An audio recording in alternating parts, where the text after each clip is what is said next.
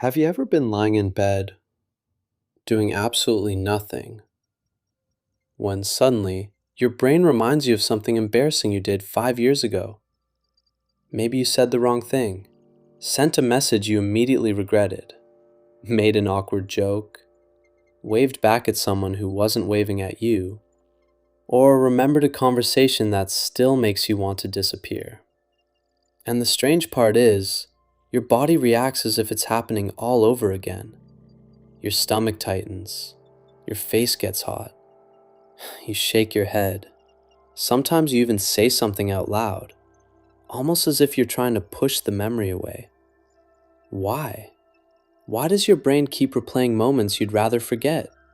Why can't it simply delete them? The answer has very little to do with embarrassment and almost everything to do with survival.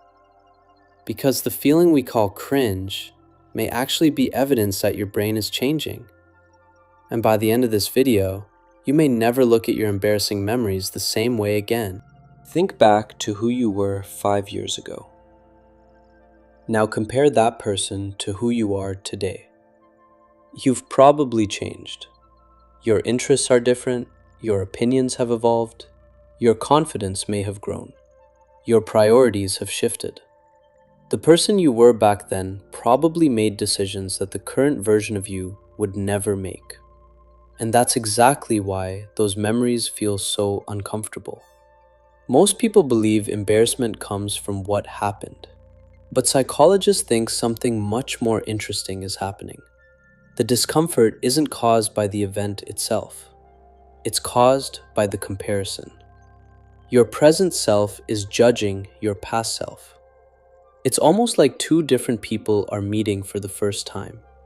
One made the mistake, the other has to remember it. Your brain is constantly updating something psychologists call your self-image. Think of it as an internal story. It answers questions like, who am I? What kind of person am I? How do other people see me? Every new experience slightly edits that story. Sometimes the edits are small, sometimes they're enormous. Now imagine reading an old diary you wrote when you were 13.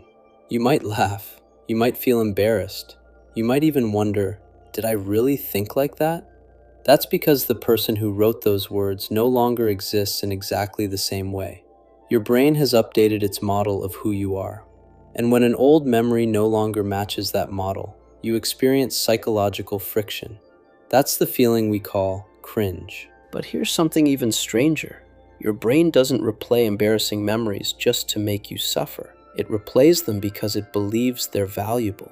Imagine touching a hot stove. You only need to make that mistake once. Your brain stores the experience with intense emotion. Why? Because emotional memories are easier to remember. The stronger the emotion, the stronger the lesson.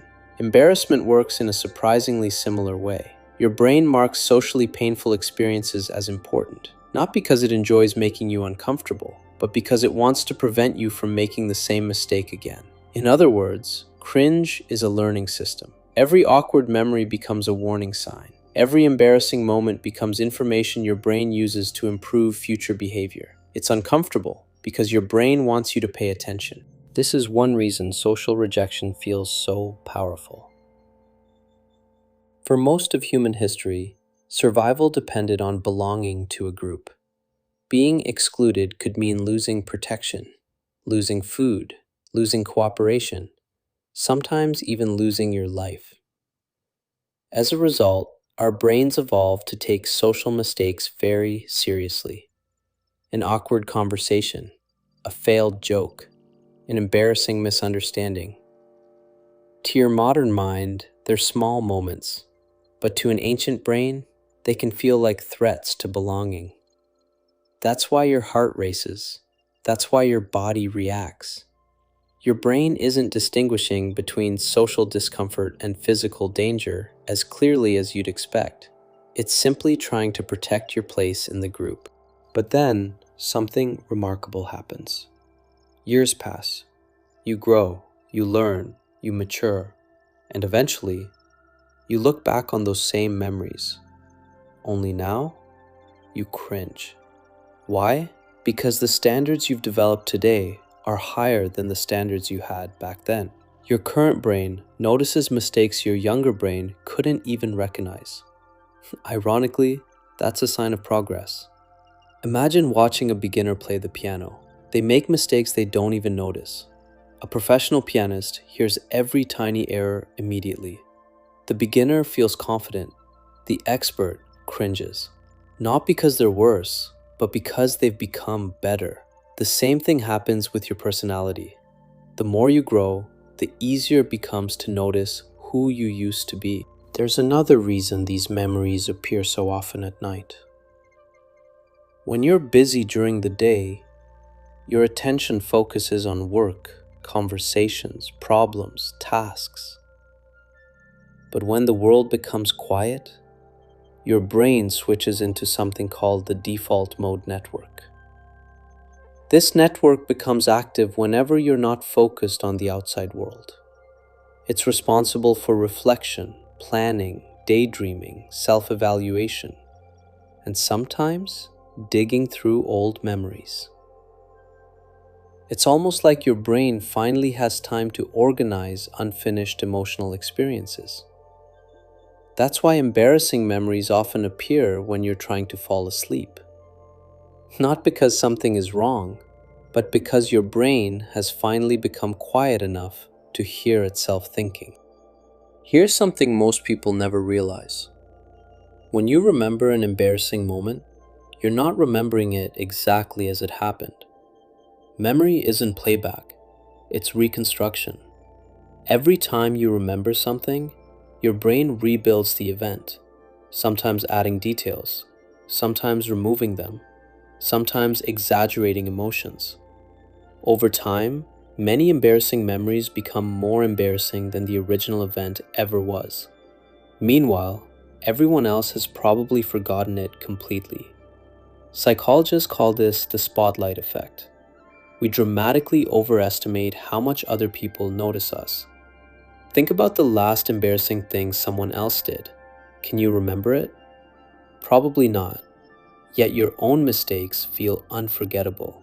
Not because they were objectively important, but because your brain experienced them from the inside. And perhaps that's the strangest part of all. The fact that you're embarrassed by your past self means you're no longer that person. If you never cringed, if you looked back at every old decision with complete agreement, you probably wouldn't have grown very much. Growth creates distance. Distance creates comparison. Comparison creates embarrassment. In other words, cringe isn't proof that you failed, it's evidence that you've changed. Your brain is comparing two different versions of you. The younger version, who didn't know any better, and the current version, who finally does. So maybe the next time an embarrassing memory suddenly appears, don't immediately try to push it away. Instead, ask yourself a different question. What has this memory taught me? Because hidden inside every cringeworthy moment is evidence that your brain learned something valuable.